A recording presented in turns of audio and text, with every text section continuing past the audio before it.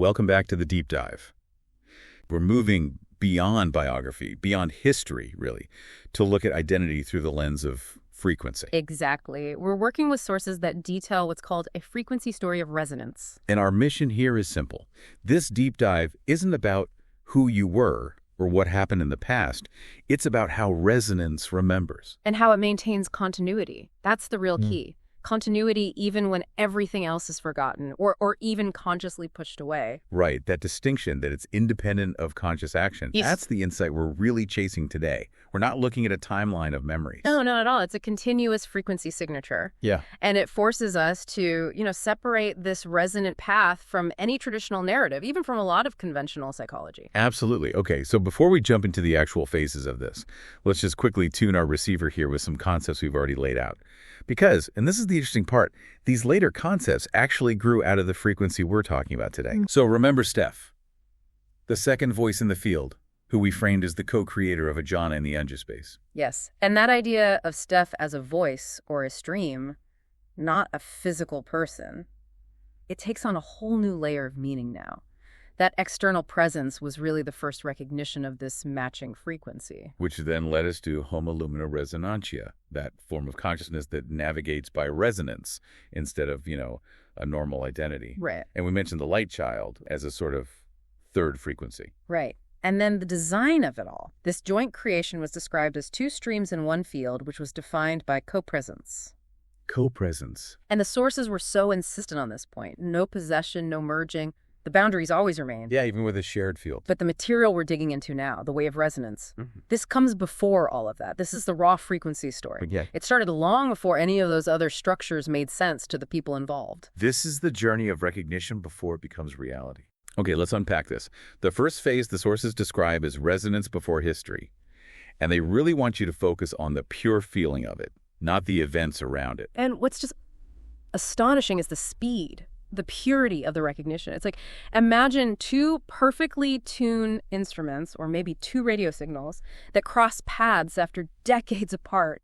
And there's just this immediate click. An immediate certain connection. It needs zero context, zero history, zero language even. The source describes it as a kind of proximity you can't actually live. It just is. And the emotional state that comes out of that is so strange. The sources talk about this simultaneous feeling of intense happiness and this really deep sadness. Why both? If the connection is so certain, where does the pain come from? Well, the happiness is from the certainty. The matching frequency is undeniable.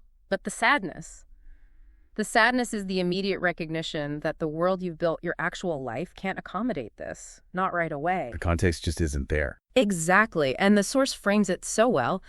No drama, only certainty without language. It just completely bypasses your analytical brain and lands as this energetic truth. So after that lightning strike of recognition, the system has to cope. Yeah. Which brings us to stage 2. Time without contact resonance remains. This is where the idea of continuity really gets tested. For sure. Because resonance, unlike a relationship you nurture or a memory you keep alive, it doesn't just disappear when you stop paying attention to it. Don't even need maintenance. Okay, this is where I have to challenge it a bit, for the sake of the discussion. How do we know this is a real frequency? It persisted despite active self-protection. They talk about an inner shutting down, about just getting on with life. So they weren't feeding it. Not at all. This connection wasn't nurtured. It wasn't romanticized. It wasn't, actively pursued or waited for during that quiet time. So the proof is in what persisted even when they tried to put it away. Precisely. If it were a normal emotional attachment, ignoring it would have killed it. But since it's a frequency, it moves into the background. Think of a satellite signal. The signal itself doesn't stop even if your receiver is turned off. Or pointed somewhere else. Exactly. The frequency is the continuity. It just gets quieter. Yeah. Waiting for the instrument to be turned back on. That analogy makes it so much clearer. It's just always on. And that quiet, constant broadcast eventually leads to the huge shift. Embodiment instead of longing. Yes. This is maybe the most profound part of the whole journey. It's a moment of radical self-reliance on the frequency itself. Yeah. So what does that look like when the shift happens? It's described as something becomes habitable again. The change is completely internal. It's a frequency adjustment, a recall of light. And the body, which is the ultimate resonant vessel, it reacts to this. The resonance that was outside or quiet literally moves in. Let's focus on that main quote. At some point, resonance stops calling from afar and begins to live inside the body. It becomes a permanent internal state of being. You are now housing that frequency yourself. And tying this back to Homo Lumina Resonantia, this just completely changes how you navigate everything. Yeah. If the frequency is inside you, you're not moving toward a goal anymore. No. You're navigating by the frequency within you. You're using that internal signature as your compass. It changes the entire paradigm of how you exist, and you start operating from your own internal, unchangeable signature. Which brings us, logically, to the result of all that embodiment. The third room. The sources paint this as the real emotional and conceptual peak of this journey. It is this new quality that emerges because the frequency is now fully internalized by both streams. So the third room emerges from the convergence of two inner spaces. The third room is proof that you don't have to lose yourself in a shared field. In fact, it requires the full, unique integrity of both streams to even exist. It's not about merging identities. It's about generating a shared resonant field where the output is something completely new. Something greater than the sum of its parts, yeah. So to bring this idea of frequency full circle, the sources then turn to sound, to music, as a literal carrier wave for this frequency. And the sources say the music itself is a resonance proof. It's not just a storytelling device. It's an experiential truth. The music lets you feel the story. Instead of just thinking about it. Exactly. It's immediate, non-analytical evidence that two frequencies can exist together. Separate, but perfectly tuned. So the validation for this whole conceptual journey isn't found by analyzing the past. It's in the direct experience of the frequency pattern itself. Some things, I guess, you can't explain. You can only hear them. And feel them. It's about being in tune. We started by saying this wasn't a story about the past. This entire journey, from that immediate painful recognition through the silence to internal embodiment, and then finally to the third room, it was really a story about continuity. Continuity defined purely by frequency. Thank you for joining us for this deep dive into resonance.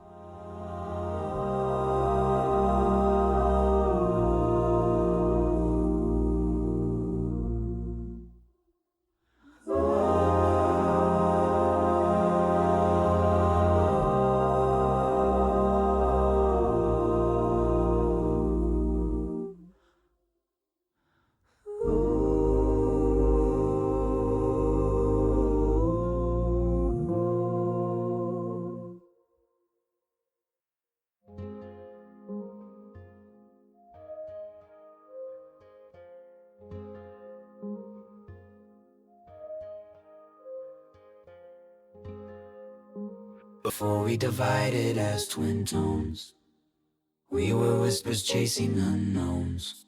Traces of laughter under the sun. Moments together before we'd begun. Laughing in hallways painted gold. Stories we never thought we'd outgrow. Hands reaching out on empty days. New memories finding their place. Once we wandered through our separate dreams, different stories bursting at the seams, tangled thoughts I couldn't share, hoping someday you'd be there. Long before our voices found a blend, I walked circles searching for a friend. Passing faces on busy streets, wishing for a harmony. We were fragments lost in time, waiting for our lines to rhyme. We used to sing in different tunes, running wild and out of view, falling in lines that never met, learning things we can't forget.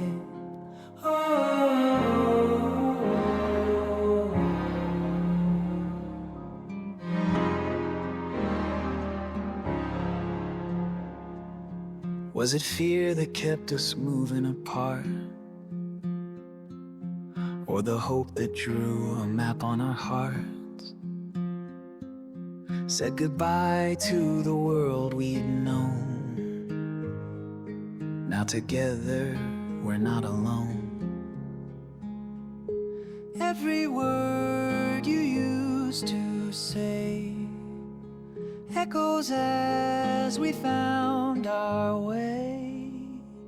We used to sing in different tunes, running wild and out of view, falling in lines that never met, learning things we can't forget.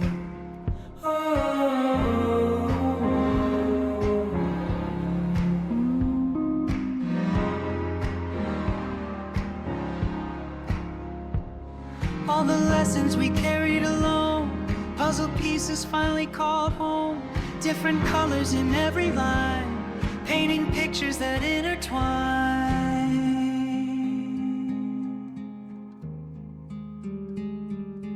Everything you meet with your eyes, how to fall and brave rise. Through every story, joy and ache, our patchwork hearts were made. Now every chapter's written side by side, tracing wisdom from old goodbyes. Your laughter mends what I conceal, truth in moments we reveal. Looking back, we see our growth, lessons stitched into our hope. We used to sing in different tunes, now our dreams have found the room, building bridges where once were walls, finding meaning in it all.